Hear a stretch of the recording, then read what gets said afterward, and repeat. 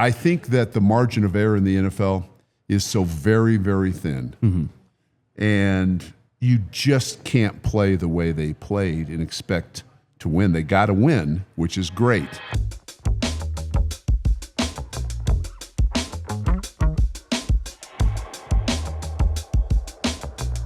All right, everybody, welcome back to another episode of Broncos X's and O's with your favorite wide receivers and KOA's own Dave Logan. I am your other host, Benny Fowler.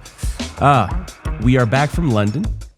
Yeah. How was your? Yes, you had a we quick are. trip. You had a quick trip. How was your trip? Yeah, it was good.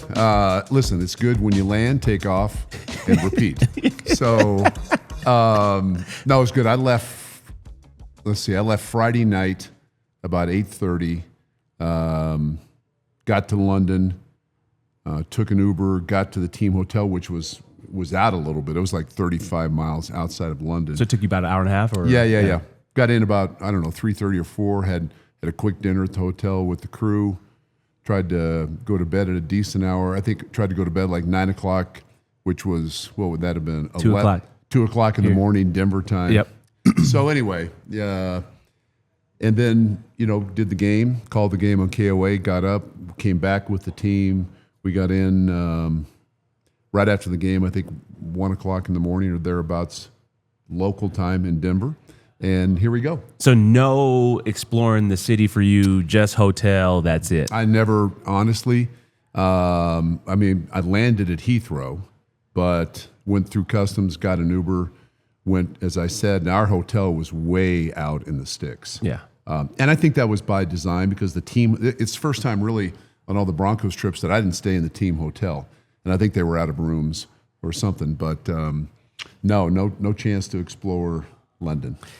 Well, I got a chance to explore it. I was there you were there all week, right? I was right? there all week. And Could you live there?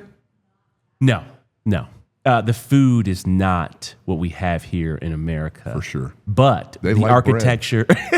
They like them some bread. And some man. fish and chips. Ooh, I had fish and chips too for dinner on Saturday night. The architecture, though, is something that I love. The people were great. They were very great. Just want to shout out to the DNVR Broncos fans out here. They love our show. And so we did a live show on Friday, and we did a film breakdown, but they love us. So shout out to them. They had a lot of questions. They really appreciate the insight in the breakdown that we do. So We appreciate the UK. Yeah, it was awesome. Ugly wins, do they matter? No and yes. Usually somebody says yes or no, right? No, they don't matter in terms of obviously how you're graded at the end of the season from a team standpoint. I mean, and you know this to be true. It's about ultimately how many games you win, how many games you lose. Right. What's your position at the end of the regular season? Are you good enough to get in the playoffs? Can you host a playoff game? So in that regard, I don't think the fact that it was not, as Sean said, aesthetically pleasing should matter. I think it does matter, however, if you're that staff and you go back and you critically look and see what happened in that game, where are we after 6 weeks? What do we need to stress? What do we need to improve upon? I mean, there are, I think, a handful of things that would fit into that category. And I think it's the same for most every team in the league at this point. You have a pretty good sample size now, 6 games of like, okay, who are we? What are we? What are we good at? What are we not so good at? And so everybody goes through this process. But I think this is an important week for the Broncos, taking into consideration the travel to Philly and then to London and then staying all week and playing the game and traveling back. I think the staff is aware, and I think they'll be careful with how much, from a physical standpoint, they ask their players to do this week. I don't think I've ever seen a team travel like that, though. Go to Philly a couple days early, play a game, play a hard-fought win, and then fly that same night to London, have to adjust, and then play out there because it was a weird environment. I don't know how it was for you up in the booth, but very much like a bowl game for colleges. Yeah. The English fans, the UK fans, they love American football, but they actually don't know what's really going on. So there wasn't a lot of momentum. Yeah. Even when the Broncos scored, it was like is this good? Is this bad? They're usually watching games where it's 2-1 or 3-1. Yeah. So what did you think about the environment out there? I didn't feel much. There was a lot of Broncos fans in there. Yeah. Oh, yeah. And it's very much a home game for the Broncos. So shout out to the Broncos country for that. But didn't feel like there was any sort of momentum. Felt very weird. I think the fans in England are learning our game, which is part of the reason why the league is trying to grow our game in other countries. So, yes, I did feel like you look at the stands and I think there were more orange jerseys than green jerseys. For sure. But in terms of the momentum that you sort of naturally can get from a home crowd or even a road crowd at times, there was none of that. Yeah. But I thought the atmosphere was cool. I thought the fans were excited. It was very lively before the game. Yeah. I mean, you had groups, and I mean hundreds of Broncos fans walking together down the streets outside the stadium in orange jerseys, chanting, "Go Broncos" and things like that. So from that standpoint, I thought it was really a cool environment. Yeah, I thought it was as well. Let's actually dive back into what you were just saying. What is this staff actually going to be looking at? And I got a chance to look at the film. You have seen it. Yep. We've now recalled this. Let's dive into the offense. First, I think the most important question of this show: when's the next time you're going to have fish and chips? The next time I go to London. I mean, it'll be a few months for me. If the Broncos are back there next year, that'll be the next time. Yeah, but if not, it'll be a long time. My Lord. And there were fish and chips in the pregame meal in the press box too. So I think in terms of looking at this film, let's start with the offense. Yep. I didn't think the offense played particularly well, and I didn't think special teams played very well. Nope. So you get three phases. Everybody knows that: defense, offense, special teams. You don't play well in two of the three. So I don't think the staff, because I don't think Sean will be happy. Therefore, the staff is not going to be happy. Right. That's just kind of how it works. The defense is going to be all right. Yeah. I mean, they had 9 sacks. They got 30 sacks on the season in 6 games. 10 more than anybody else. That's a pace to have 85 sacks. Yeah. For the regular season. I don't think they can continue that, but you balance really what you saw. I thought the Broncos defense was really good, and I also think the Jets passing attack is abysmal. It wasn't that game. So you balance okay, is it really how good we are, or is it how bad they were? I think the Broncos defense was really good, and I think the Jets offense, the passing game part of it, is really bad. I mean, even if you go back and look at some of the concepts in terms of what are we doing and who are you trying to throw to? What's your read here? Why are you holding the ball in the pocket when you know what's coming to get you? But the Broncos offense, I think, had a hard time getting untracked. Too many penalties. And at that level, it's one of the reasons I think coaches, I think that the margin of error in the NFL is so very, very thin. Mm-hmm. And you just can't play the way they played and expect to win. They got to win, which is great. But too many penalties, pre-snap penalties. I mean, you have a wide receiver jumping off sides on 3rd down and 2 inches. That's the kind of stuff that, causes brain damage for coaches in the league.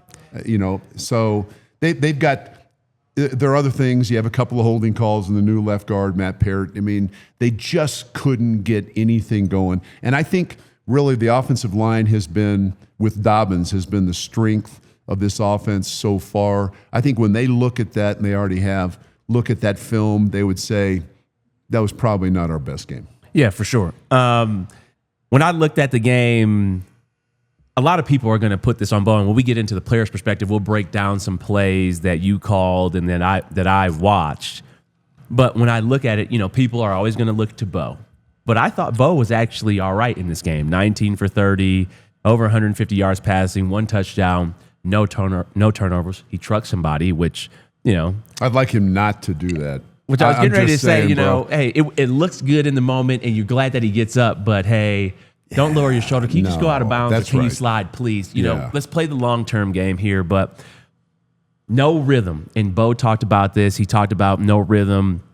they've done a great job of getting Evan Ingram now ingrained into the offense. And he showed up. Pat Bryant, I know you like seeing him catch the ball. Yep. But yeah, there was no rhythm and timing. And I guess my question to you, and this is a question that I had that I was thinking about, is Sean Payton having a hard time with how many weapons that they have? Because you have moments where Troy Franklin looks like he can be the guy. Then Cortland's played extremely well. Right. Then you've had some J.K. Dobbins games, and then now you have Evan Ingram. I feel like sometimes as a play caller, it can be hard. Well, I can throw this guy the ball or this guy the ball. And usually when you think about a Sean Payton offense, at least the latter part of his career, calling plays in New Orleans, Michael Thomas was clearly the guy, and then it was Alvin Kamara. So it's like, hey, these are the two guys, and then everybody fits in after that. I am seeing him try to design plays for Troy, Evan, Cortland, R.J. Harvey, J.K. Dobbins. What are your thoughts on just that? Is he trying to get too many people the ball? Because I played in offenses where it's like, hey, it's Demarius and Emmanuel, and don't even think about asking for this ball. Yeah. Yeah, and the rest of you are just going to have to deal with it. Exactly. I think that as a play designer, and I'm speaking strictly about, NFL guys, I think there are times, and I think Sean is really good at designing plays, being intentional with what he's trying to accomplish, either with formations or personnel groups. And he is a guy that I think constantly looks for the edge, the mismatch. Can I get that guy on that guy? And how do you do it best? I think at times that can paralyze you as a play caller. Mm-hmm. And Sean is both. Yep. He's a play designer and a play caller. And so again, to me, everything has to start with that running game. Everything. Doesn't mean you have to throw the ball. And they didn't. They came out, they didn't come out running the ball against the Jets. They came out really throwing the ball. But it all has to start with the running game. And you can run it in a variety of ways. I watched the Bears game last night, and I thought Ben Johnson was really creative in how he scripted screen plays and run plays. And so we've seen the Broncos from time to time this year in this 6-game stretch get into a rhythm offensively where, okay, you're running it, you're setting people up. Now here's the play pass. They sneak in a screen. Now here's the quick hitch to Franklin. And I just don't think, for whatever the reason, I don't think that he ever got comfortable. Part of it was the penalties, right? Hard to overcome a penalty. You're going to continue a drive, and then you jump off sides on a 3rd and 1. You get holding calls, 2 holding calls, one of which I thought was a little bit of a phantom call. Miners gets a holding call. And the offensive pass interference on Troy Franklin, I thought was a terrible call. I thought that was a terrible call too. So, yeah, I think you go back and, again, really smart guys in the NFL, and I would put Sean in that category. Yep. You can almost outthink yourself. And sometimes you give the defense so much credit because you're looking at it from an offensive standpoint. Or what would I do on this 3rd down and 6? How would I stop what I'm thinking about doing? And it's just a lot. So to me, maybe you go back against the Giants and you simplify things a little bit. You try to stress the importance of not having pre-snap penalties. We're killing ourselves with this. They killed themselves with field position. As a receiver, we both were wide receivers in the league. Hey, listen, Franklin's had a good start to his 2nd year. You can't fumble that ball. No. It's just that simple, period. Doesn't mean you can't play. Doesn't mean I don't love you. You can't put the ball on the ground, dude. That's just the way it is. He knows that, but you can't do it. Ball security is job security. Yours and mine is something that was always repeated. Do not fumble that football. You cannot, especially as a receiver, fumble that football. I think you pointed out something that's really interesting, not really interesting to me, but that I think that should always be emphasized when people are talking about rhythm and timing and what is Sean's play calling and, his play calling is not working. You cannot get into a rhythm as a play caller when you're always behind the sticks. your plays don't work. And you talked yesterday about Ben Johnson, and I thought even Jaden Daniels did a great job, and Michael Penix and what they did against the Buffalo Bills. They did not kill themselves with penalties. And when you think about this, and when you think about an offense that's operating well and playing well, they do not beat themselves. They do not have self-inflicted wounds. Also, I think us as receivers, it can't be 5 yards or less or 25 yards or more in terms of the pass attempts. Where is the intermediate passing game? I was hanging out with Broncos legend, Ring of Famer Rod Smith in London, and we were talking about where is the intermediate passing game. I only saw one pass, maybe two passes. Evan caught like a little sail route, and then there was a holding call. For a first down. Yeah, for a first down, and then there was a holding call where they ran a hook concept, a fish concept out of empty. Yep. 2 10-yard curls, Cortland catches the ball, but we have a holding call. But where is the intermediate routes, between 10 yards and 20 yards? Where are those routes? We've seen Bo throw those really well to Troy Franklin, Cortland, and Evan. We saw them against Philadelphia. Exactly. And we saw them in the fourth quarter, for sure. They had a mesh concept that they had Franklin on for a first down, would have given the ball. And that was at the point where they were up 10-6 and looked like they were driving, starting to get a little momentum. I'm thinking, okay, calling the game, I'm thinking, you go down here and score 17-6. Now 17-6, with the Jets being as bad as they are on offense, you start to wonder if that takes them out of their run game a little bit. Mm-hmm. But it gets called back for a hold. Yep. That was holding call, I believe, on Matt Parrott. So again, I would focus on we're killing ourselves.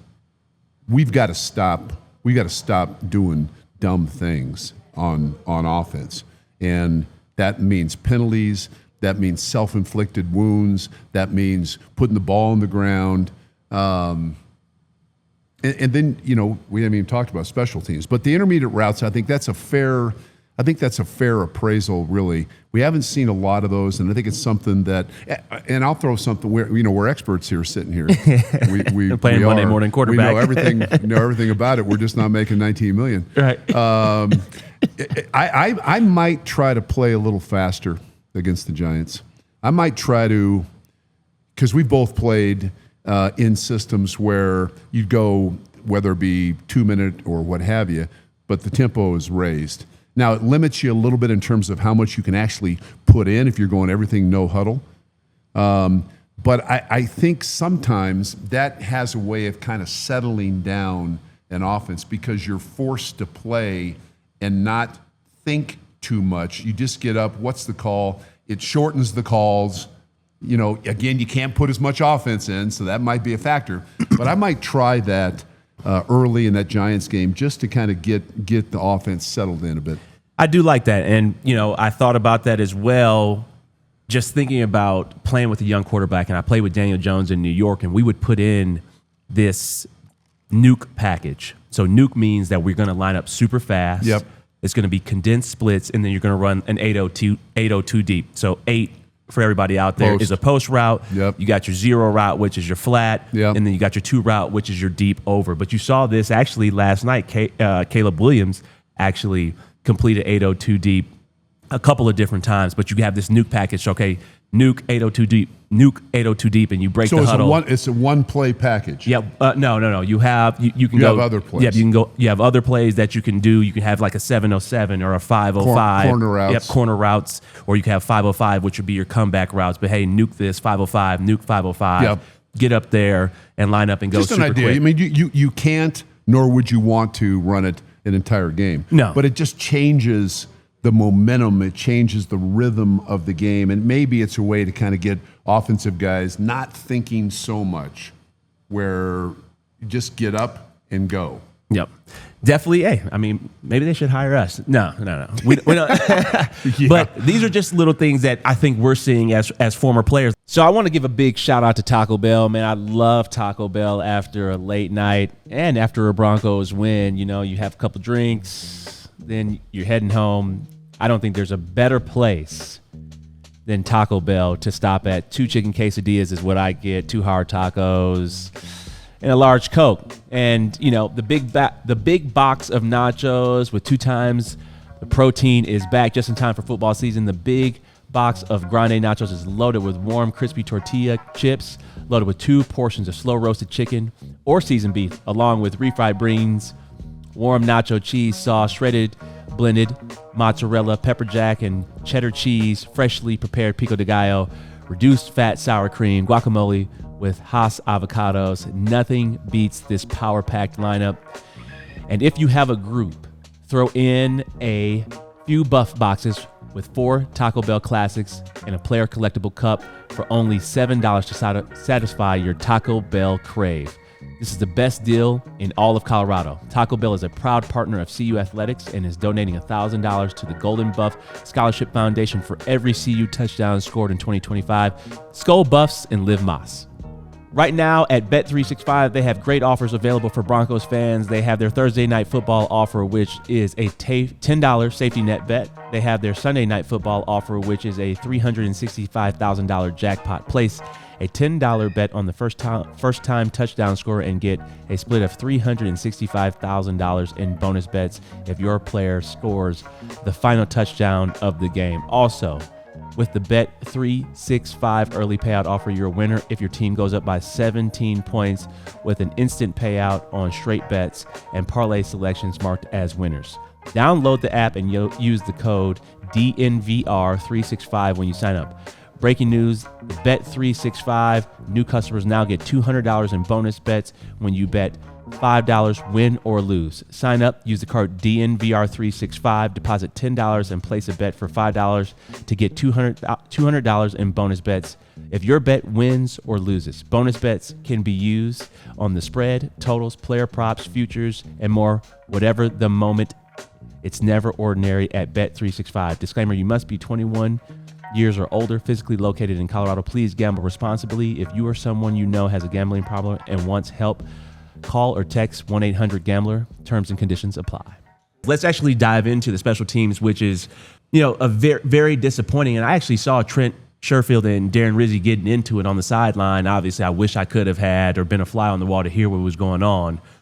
But body language tells me everything. And this is the only reason why the Jets actually scored any points in the game was because of special teams. The Broncos signed JT Gray-Today, who has been an All-Pro 3 times, somebody I played with in New Orleans. From the Saints, right? Yeah, incredible gunner, incredible player. He's a little bit older, but somebody who knows Rizzi's system. Hopefully this helps. But the explosive KORs in starting the Jets starting their offense on the 40, 45-yard line is the only reason why they scored points. I don't know what it is on special teams. I don't know if it's a lack of want to, a lack of physicality, but very alarming right now because that's the only way right now that the Broncos are actually even getting scored on. Yeah, I would say a couple of things. One, Sean brought Darren Rizzi here this year. He's an assistant head coach. And Darren Rizzi is regarded as, if you're a football person and you know the NFL, he's regarded as one of the top probably 5 special teams coaches in the league. We had the least amount of punt returns in NFL history the year I was being coached by him in 2020. Yeah. So, a couple of things. He'll go back and evaluate schemes, whether or not he has the right personnel. The long kickoff return, which was 71 or 72 yards, they are right there to make a tackle. Guy just ran through. I think what you're seeing, or at least what I'm seeing, calling games a little bit more in the NFL is the mindset in terms of the kickoff return has changed because of the condensed kickoff return and kickoff coverage units. Mm-hmm. And so I'm seeing more kickoff return guys that are bigger. Let's see, Wongbu, the kickoff return, he went 71 or 72 yards. He's a 215-pound kickoff return guy. Very different going down there to tackle that guy than the Marvin Mims or the smaller returners. Yes. You've got to, you're running down full speed, and it's not like he was trying to shake anybody. He's coming at you trying to run through your brainstem. And I think I want to just pause there, and I want everybody to know what Dave is talking about. When we played kickoff return in the NFL, we had the full head of steam running at the returner. So we were pretty much all the way down there at the 20 or 25 when the kickoff returner had the ball. Now these guys are stagnant, and then they run when the kickoff guy or the kickoff return guy has a full head of steam running at you. It's very different. You now make different decisions when running down on kickoff. Especially because not every team, but because of some of the teams, again, that have played the Broncos, when I look at the size of their return guys, I'm like, okay, this is – and he's not a make-you-miss guy. He's a good athlete, but he's tough, and you're going to have to really want to tackle him. And what I mean by that, everybody wants to tackle, but you have to be willing to throw your body in. I mean, you're paid to do that, but it does take a little bit different mindset than what we are accustomed to in normal kickoff return. So he returns it all the way. I think he returned it like to the Broncos' 24-yard line. Yeah. I mean, you just can't give up.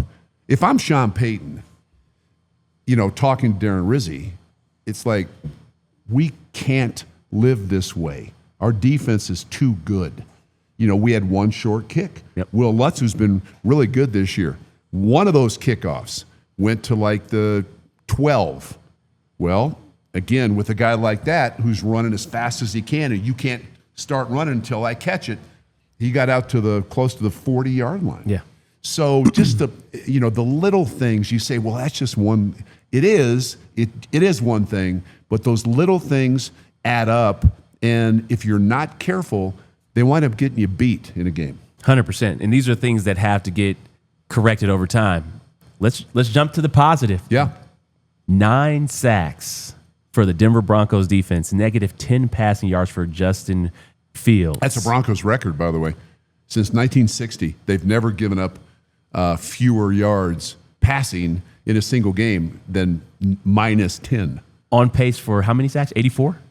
Well, they've got 30 after right 6, so you got 11, so that would be on pace for what, 85? 85 Something sacks. like that? Be 15, let's see, that would be 22 more than last year. 22 more than last year, and the most sacks ever in a season. Oh, that'd be 13 more than the records. Yeah. 1984 Chicago Bears. When did you play in the league? Did you? You I was in the league. You were in the 84. league then. Was that crazy? Matter of fact, we played Chicago. What was that like? Not all that fun.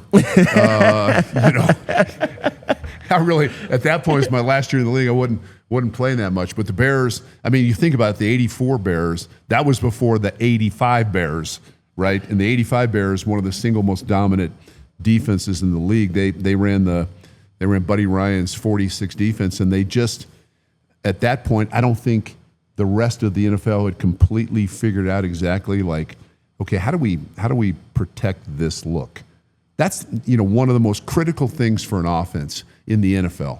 It's when you're talking about, I mean, receivers and quarterbacks and receiver coaches at times, they all want to get in the board and draw concepts. Right? If we do this and they're in cover 3 and they do this, and this, man, it's going to be really hard. This guy's going to get open. But the real football guys, and the NFL's full of them, they've got to look at that and say, yeah, that's great. Like, how do we protect the front? Yeah. That's the most important thing. You and I both know that. Well, in 84 and 85, the league was a step and a half, maybe 2 steps behind figuring out, like, this 46 front is going to be hard for us to protect. And the reality was the ball had to come out 3-step drops unless you so condensed your splits and kept tight ends in, which they weren't doing a lot of, and the Bears were really good those 2 years. I think the Broncos defense is right up there with that. Yeah, I do too. 8 players with a sack. I mean, that's incredible. Vance Joseph with the creativity. Yep. I thought, he has been in his bag in terms of the way that he has been calling these defenses, the attention to detail that they are playing with. How about Hufanga? How big was he? Well, number one, he brought the energy that the team. Well, you want the whole team to have it, but he brought the energy that the defense needed, especially being a little bit tired. Yeah, the play he made on the sideline against Garrett Wilson. Well, that was one. I thought Vance did a nice job because you're not going to show your entire package in the first part of the game, but late in the game on that last drive, when the Bears, when the Jets, if they kick a field goal, they're going to win it. You saw Hufanga involved in pressure packages. Hadn't seen that the entire game. But the play he makes on Wilson, if Wilson catches that ball, there's a pretty good chance we're sitting here today talking about the Broncos at 3-3. Yeah. Right? Because they're in field goal range at that point. But just his enthusiasm, his energy, he's tough as hell. I just love what Talanoa Hufanga has brought to this organization. And you can tell that's a young guy that loves football. And I don't mean to intimate that he's the only one in the Broncos locker room. I'm just talking about him. That dude loves football and plays with a joy that I think is infectious. Yeah, his energy, his passion, the way he plays all over the field. I mean, he's not always the guy who tackles somebody, but he's almost around every tackle, flying over the pile, getting his hand in there, with the sack, with the PBU, just, TFL. Love what he's doing. He's been a great addition to this Broncos defense, and I know they are ecstatic just about him, just in the way he's played. How do you compare this defense to the 2015 no-fly zone? Obviously, the no-fly zone, they were really incredible at interceptions, taking the ball away, and actually scoring touchdowns. Yep. But they are on pace to now have more sacks than, Vaughn and D. Ware and Malik Jaxson and Derek Wolfe. Where is the comparison? Barrett. Shaq Barrett, Shane Ray. I mean, geez, when you listen to those names, it's crazy just think about that. I was, on that team with those guys. Yeah. How do you compare this defense to that defense? And it's ironic. They're going to have a big celebration this weekend for the 2015 Super Bowl champion, Super Bowl 50 champion, Denver Broncos. And so I'm going to MC the deal on Saturday night. It'd be great to see some of those guys. DT going into the Ring of Fame. Yeah, DT in the Ring of Fame. Aside from obviously being a Super Bowl champion, which people will remember forever, and you being one of them. But that team just had some special dudes on it. Just good guys. I mean, great players, but really good people. I'm anxious to catch up with a few. In terms of comparing, I think if we're to nitpick a little bit on the Broncos defense, and you would say, so what do they need to work on? Because you're on pace for 75 sacks. They're playing great. They pressure the quarterback with different looks. They can lock you up, in the back end. I would say they've got to continue to talk about and practice and figure out a way to get the ball out. Yep, takeaways. They got to turn their opponents over. That's something that and I think it'll come. I think it'll come in bunches when it starts. But that's something that they haven't been able to do. But I don't know, man. I think one thing that impresses me about this defense, and there are a handful of things, but until you see it in person. You see it on film, you watch the All-22, you watch how they scheme people, cover people, whatever. They've got really good team speed. And you say, well, every defense in the league has. No, they don't. Every defense has really good athletes, and these are big, fast people in general. But I think this team, from a team perspective, is one of the fastest defenses that I've seen this year. And I think that has helped them, certainly from a pass rush standpoint, and even from a back-end standpoint, too. And for those who are out there listening, what Dave is talking about from a team standpoint and the team speed standpoint from the defensive perspective is when the receiver catches the ball, it's for no gain. There is no yak. If they have somebody, they get somebody on the ground right when they catch the ball, right when they're running the ball. What they did with Justin Fields, yes, Justin Fields didn't see the ball well, or didn't see the field well, I should say, but he is somebody who can escape from most pass rushes and extend plays. Yep. The Broncos were getting him onto the ground, and that's what Dave is talking about with that team speed, being able to corral the quarterback. They stay disciplined in their rush lanes. They did the right things, but they get people on the ground. Not a lot of broken tackles, and that's something that you love to see from your defense. I think you mentioned good tacklers. I think this is a good tackling defense. And I think specifically for people watching this, next time you watch a Broncos game or you watch an NFL game in general, and let's say the wide side of the field, wide receiver catches a hitch route, and with wide receivers today, their size and athletic ability, that's about a 50-50 shot whether that corner can get him on the ground. How many guys do you see that are running with purpose? Right? everybody runs because you're taught defensively, hey, the ball goes over here, run to the ball. But are you running just to run, or are you running with purpose?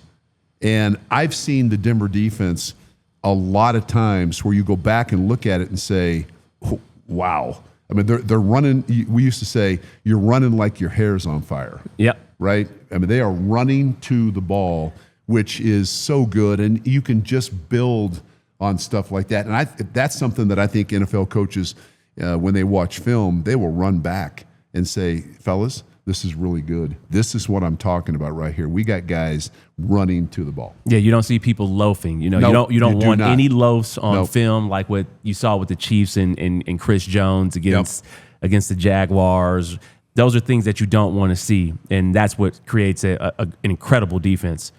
Let's jump now into something that I have seen on social media. We talked about it a couple weeks ago, but I think this is a little ridiculous. Is this Bad Bunny? No, this is not. Okay, Bad sorry, Bunny. my bad.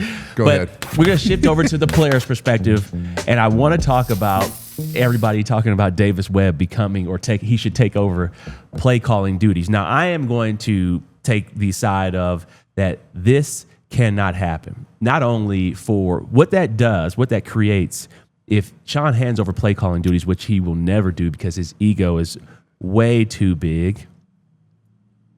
I think it creates a lot of doubt. It creates Lord. doubt. That creates doubt for Bo, to me. If, hey, I got to hand over the play calling duties, is that we are not on the same page. We don't have the report. That's number one. I think it also creates uncertainty in the receiver room, the offensive line. I think it creates uncertainty at every single position that we have not done our job well or executed well enough to where now the play caller has to hand over duties to somebody else. I do not think that Davis Webb, just because he called a great preseason game with Stidham, that he is ready to step in mid-season for a team that is 4-2, that has playoff hopes, where the AFC is wide open, that you need to change play callers. And I will also go back to, for Broncos fans out here, that Sean has designed a lot of great plays that have actually been wide open that haven't been connected on. The players have to execute and go out there and make plays. It cannot just be on Sean to design everybody to be open all the time. Players have to go out there and make plays and execute. So, Dave, what are your thoughts on people saying that Davis Webb should take over the play calling duties? Well, first of all, you got the first pick. So did you pick it? And I have to. Do I have to defend the other one? No, you don't have to defend the other one. You could still man it. You could still man it, but No, you don't man. have to. Listen, there's a couple things you said that I would agree with. One thing I would push back on. I think that, you hired, if you're Greg Pinner and Kerry Walton Pinner, you hired Sean Payton as a play designer and play caller. You didn't hire him, and also I think you hired him to change the culture of your team, which I think Broncos fans would admit he's done that. 1,000%. Been some things that he's said and done. He gets a little quirky, and it's like, okay, enough of that. But the culture of this team has changed. The expectation level has changed.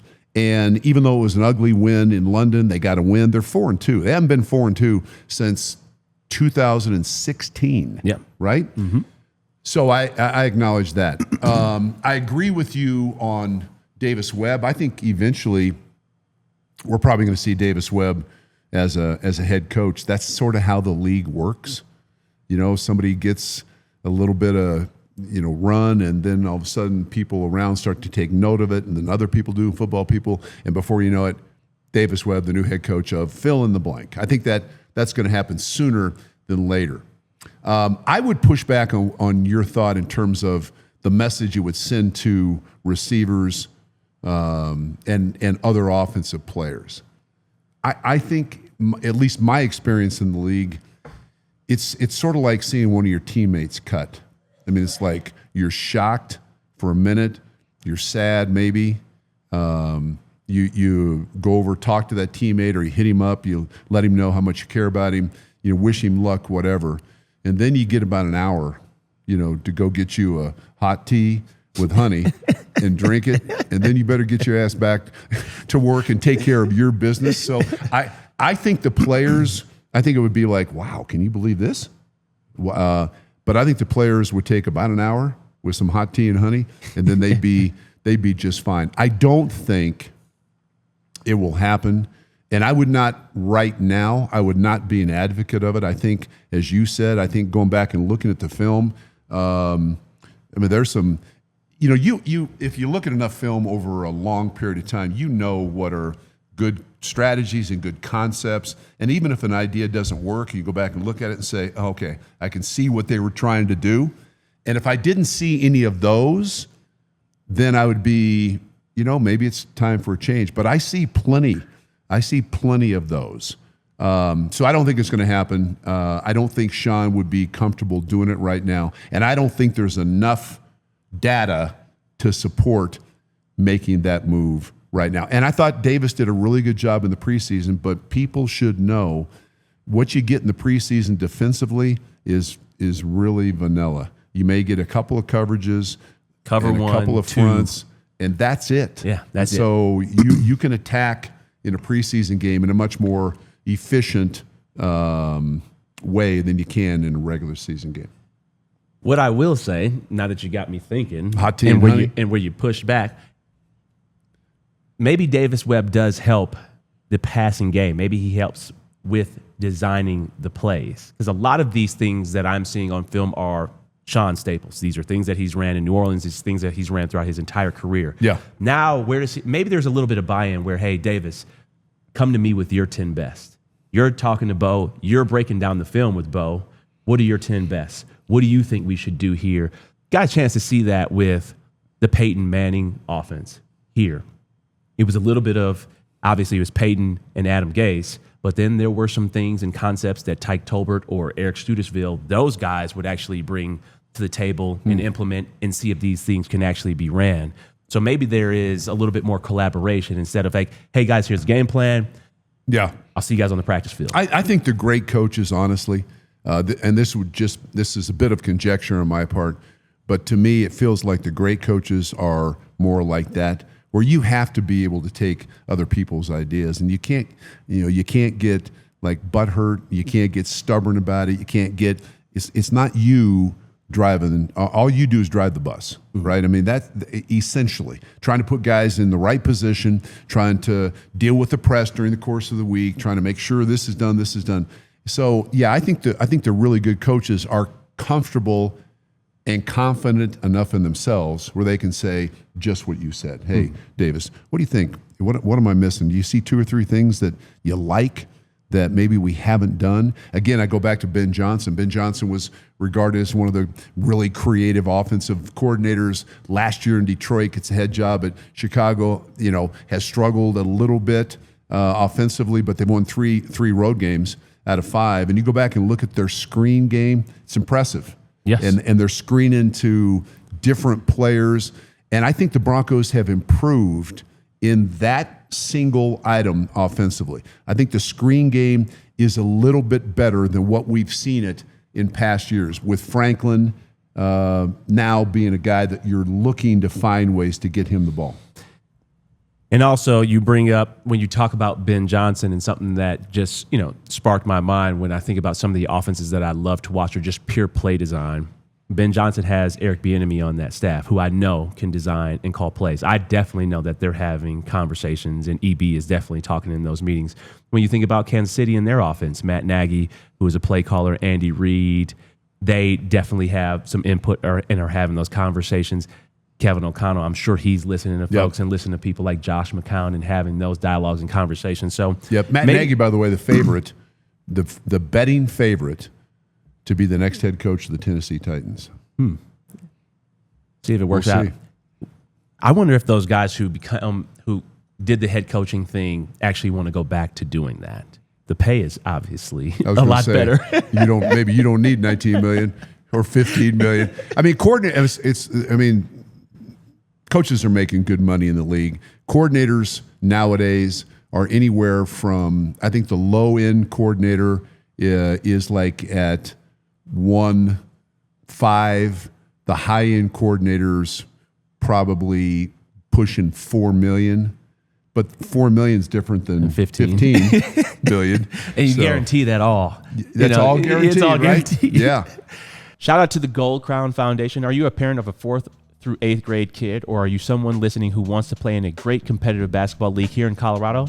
Sign up for the Gold Crown Basketball League today. The Gold Crown Foundation was started by Bill Hanslick many years ago, and it still continues to be a staple of our community. They have divisions for our 4th through 8th grade teams. They have feeder teams for high school and gold, silver, and bronze divisions. You can play in both high school gyms and at the Gold Crown Fieldhouse. Gold Crown also has leagues in volleyball, golf, flag football. It's a nonprofit organization that serves 18,000 plus kids annually in the Denver metro area.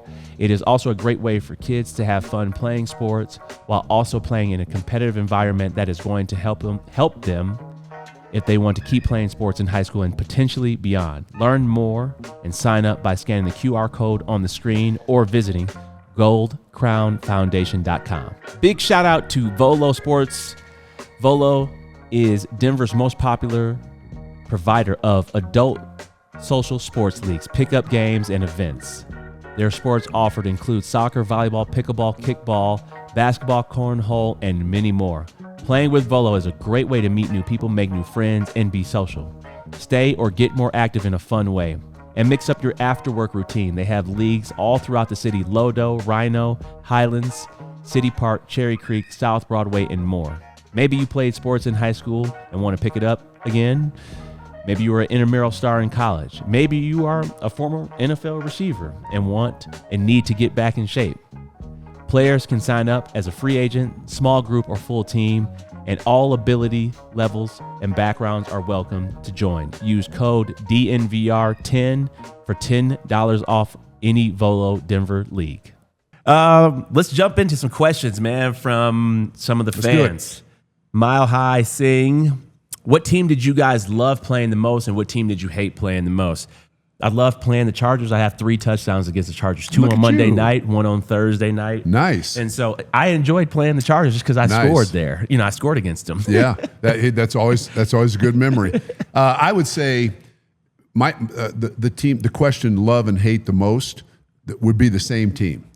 It would be the Pittsburgh Steelers for me. When I played, the Steelers were sort of in their heyday, and they won 4 out of 6 Super Bowls. We played them twice a year, and so they have, of their 22 starters, the core starters of that group that lasted 5, 6, 7, 8 years, I think it's 10 of them are in the Hall of Fame. Jeez. So, but I had my best games statistically for whatever reason against the Steelers. I think I had a 9 or 10 catch game against them. I had a. Did you go out that night? Well, probably. I don't really remember, but I mean, probably. I was private, but I wasn't a hermit. Yeah. So had a few pops. Probably so. The little red cup you were talking about. Yeah. Probably so. Yeah, tough, physical. You knew you were in a battle every time you played them. I didn't enjoy. I had up and down games against the Kansas City Chiefs. I had some games. I had, my longest touchdown of my career, 1 catch, 75 yards against Kansas City, but we ended up losing that game, and then had some tough ones where we played at Kansas City. So I just hated playing them. What'd you run of the 75-yarder?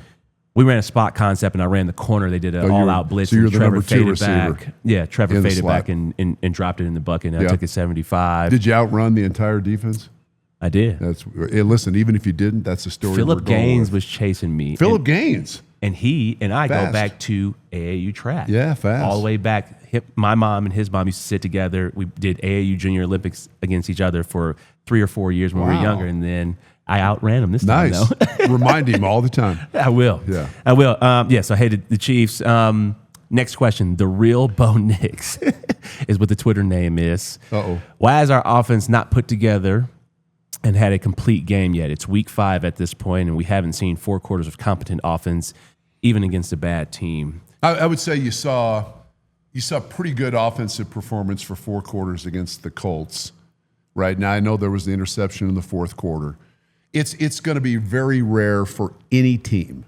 You'll occasionally see it, but rare for any team to put together 4 quarters of absolutely perfect football on offense. I think it's easier.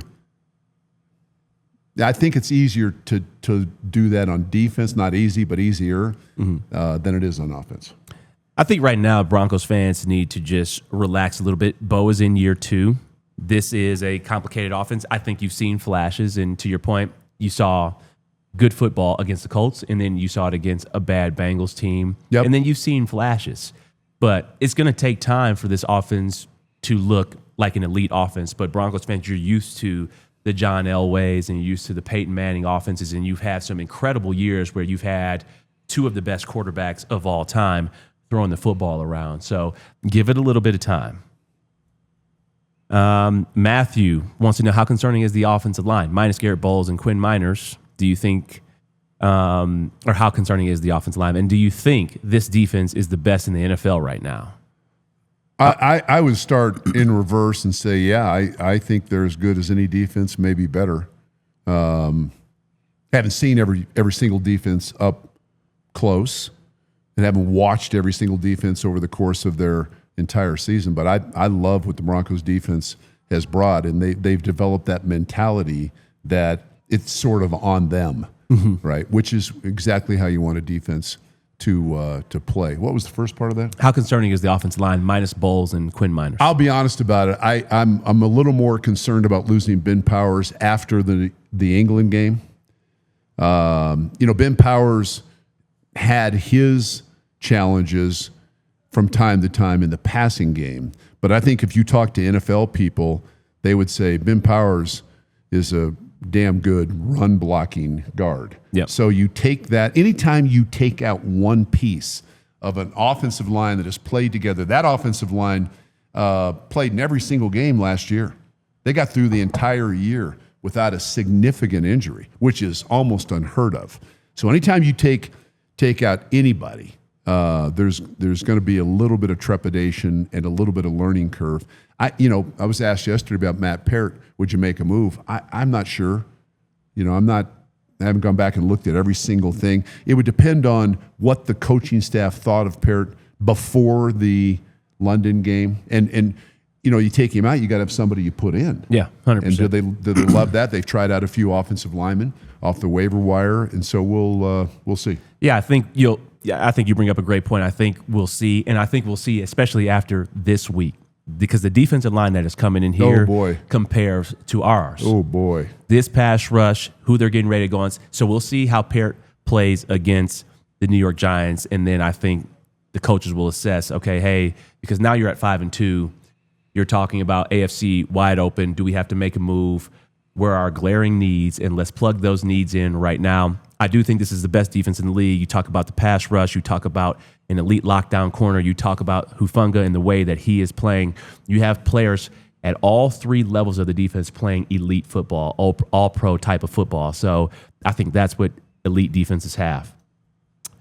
What's your most memorable trash talk moment that either you said or that was said to you? This is from Sam. My most memorable trash talking moment.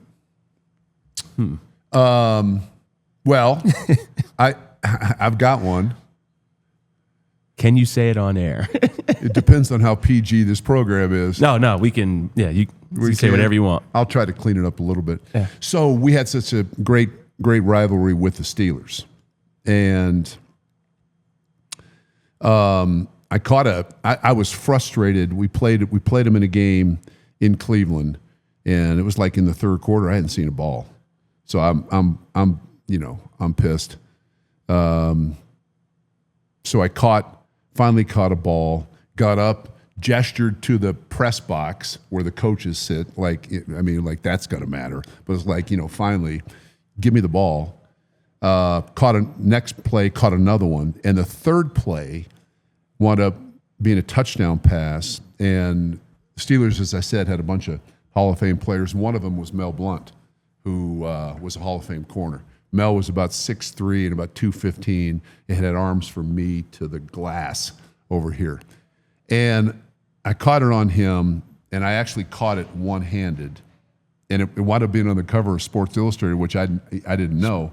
right? Let's go. Right? So I caught it one-handed and I never got the other hand on it because he had my arm pinned. And so I held it up, and he jumped like over me after I was like step, step, step, step, step, step in the end zone, and then knocked the ball out of my hands. So I normally never reacted like that, but I pointed at him and said, "Too late, bitch." So now you fast forward. It's probably the smartest thing in the world to do. So, and Mel told me the story afterwards because he was in Pittsburgh back for the 98 AFC Championship game. Mel's in the hallway of the hotel. He came on the show and he told this story on the show. He said, so fast forward like 3 weeks, we're playing in Pittsburgh. He said all week long, Jack Lambert is like walking by my locker, and every time he walks by, he looks at me and says, "Mel, you gonna let that white boy kick your ass again?" So I was ready to go. So we get out there waving the terrible towels. You know, it's just awful. Pittsburgh fans, great for Pittsburgh, not for the opponents. So we line up at Three Rivers, and I mean, it is rocking. You can't really hear much, but people that never played, you can talk, you can have a conversation like you and I are having a conversation on the field, even though it's loud. So I go out, first snap of the game, and Mel walks up and he gets down. He's long, he's big. He gets down in the stance. And he goes, "Gonna be a long day, bro." So I thought my response, I mean, you know, you try to be cagey a little bit. And all before the snap of the ball, I looked at him and said, "For one of us." So I think that day might have been a long day for me because he was such a terrific player. But that's my best trash talking story. I don't know if I have a best trash. I didn't talk a lot out there. I was always trying to focus on like what I was doing, and then also every catch meant everything to me because I was always playing on 1-year contracts. But I do remember one of my most heated moments is actually in the Super Bowl. We're playing Josh Norman, the corner for the Panthers. Somebody, you know, he talked a lot of trash, and I saw him hit Matt Paradis late on a run play. And he cracked back, blocked him, and I was like, "Oh, I saw that." Next play, we have CJ runs a power to the left, and I beeline straight across the field, and I hit him right in his back, and I stand over him like, "Yeah, I told you I saw that." So I was very proud of that. He got up, he was talking. I don't know what he said, but I was so blacked out because I thought it was such a cheap hit. Yeah, and I was like, "Oh, I'm coming after you. I'm gonna try to hurt you." Yeah, that's sort of the mentality of the NFL. When it comes to your teammates, you see something like that. There's always get back. I mean, always, no matter what. It's one of the best things about the league, and then also I would probably say hockey is that, "Oh, I'm gonna see you on this next play." Yeah, I'm gonna see you on this next play, and you can do whatever you want, pretty much. Yeah, that's right. This is from John. Has Dave ever felt a desire to coach in college, or do you ever get down a path to actually doing it? I mean, I've been a high school coach since '93. I got offered the head coaching job at the University of Northern Colorado in 2011, and Dick Monfort asked me to go up there and talk to him, the owner of the Rockies, who I know a little bit. I said, "Dick, I probably can't take the job." He said, "Would you do me a favor, just go up and talk to him?" So I did, and I didn't know, honestly, I didn't know when I walked in, it turned into be like a formal interview. You got like 12 people sitting around the horseshoe table, and I'm walking in thinking, I am like not prepared for this. Anyway, were you underdressed? You had some sweats on? In the football season, I'm pretty much dressed like this, right? From the school home and home to the school.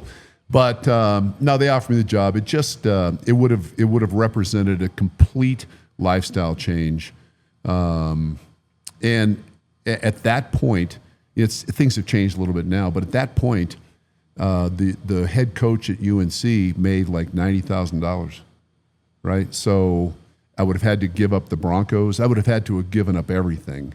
I did think about it. I mean, so and the receiver coaches. The receiver coach the year before made $14,000. So I talked to him. I said, "Well, you know, what are we doing here?" And they said, "Well, he also is a former student. He's getting his degree. He gets 3 meals a day." And I said, "Well, you know, my guys are married and have families. So, no, I've had a couple chances to coach in the NFL, but honestly, especially at this point in my career, I'm really satisfied doing what I do. I love working with high school kids. It feeds the competitive thing of me that continues to swirl in my head. So I'm good. Love it. Last one from Steve. With the NFL being big on player safety, do you see time where they will ban turf surfaces because of their high risk for season-ending injuries? I don't. My answer would be I'm not certain the league actually believes that there is more evidence to sustain the idea that we have more injuries on turf than we do natural grass. Are you a grass or turf guy? I'm a grass guy. I'm a grass guy. Yeah, I mean, I think if you ask players, I don't think there'd be many players that would say, "Oh yeah, give me turf." But I don't know from a sustainability standpoint. I don't think the league is to the point where they're like, "Oh yeah, on natural grass we have 31% of these injuries, and on turf you have 54. So therefore, we're going to change." I don't think the league has bought into it being that much more dangerous on artificial. Yeah, and I also think it comes down to the players, or not the players, but the owners and the operating expenses, and then you have multi-use stadiums where there's so many different dynamics. We want to be able to host concerts, we want to be able to do this. So I think it also comes down to that. I would love for teams to just go based off of us being grass guys. I'd love to see that, but I would too. You got to think about what the owner does and what such a multi-mixed use event space. So. I mean, that turf in London, did you happen to go down on the field? I did go on the field. I didn't like that turf at all. Yeah, it was super thin. Yeah. Didn't look like it had any rubber in there. I thought it was sticky too. Yeah. I mean, you don't want your cleats to stick. Yeah. I'm glad we got out of there without any injuries. Quick preview. I think, just throwing this out there, Broncos are playing the Giants. We're celebrating the Super Bowl team. This is awesome. Not going to be an easy game. Jaxson Dart playing with a lot of swag. Brian Daboll is being very creative with his play calling in this kid, and he's coming in and he's got a lot of moxie. But for Broncos fans out there, this pass rush is the real deal. Brian Burns, Dexter Lawrence, Kayvon Thibodeaux, and Abdul Carter. They got a real pass rush, just like the Broncos do. So Bo Nix and Sean, I think it's have the best front the Broncos will have faced this year. 100%. So how do you? You got 3 All-Pros up there. Yeah, I think this is heavy lifting for the Broncos offensive line. And one thing about it, talking to a couple offensive linemen, even after the game in London, they already know. They say, "Hey, what's coming in here next week is no joke." So it's a game that I think you got to have a good game plan. You got to be sharp. Anytime you get a rookie quarterback, you never know how he's going to play. And, I think it's a game that the Broncos are going to have to take care of business. I'm more concerned about just the week travel and coming back. And I don't care if you're 25 or 60. There's an exhaustion level that you have from being 2 weeks like that on the East Coast and over across the pond. So I'm anxious to see sort of how Sean manages what they do this week. 100%. I have a bold prediction, and my bold prediction is because the no-fly zone and our Super Bowl team is back, that we get the first pick 6 of the season. Oh, you know what? I will go with that. I mean, I don't have a bold prediction, but I'm happy to jump on your bold prediction flight and see where we go. Hey, everybody, that's another episode of Broncos X's and O's with Benny and Dave. We all silly like the mayor.